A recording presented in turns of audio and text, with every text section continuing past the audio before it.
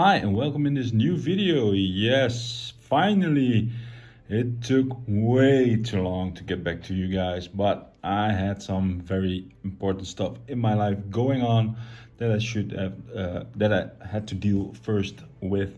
But here is finally a new tutorial. It's a bit of micro scale tank, and this one is for my mate Grant and Dylan.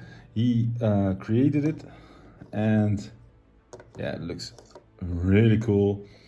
I'm going to show you in a couple of seconds the steps to build this little Marder one based on the rain. I hope I say that correctly.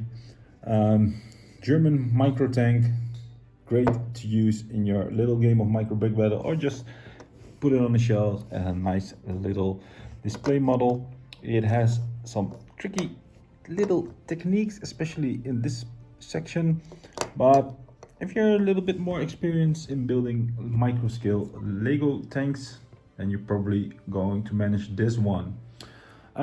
Before I go to the steps, of course, first to the parts list, I want to ask you to check out the links, especially the WeBrick part.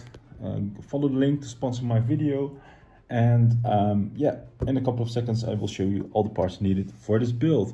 Enjoy!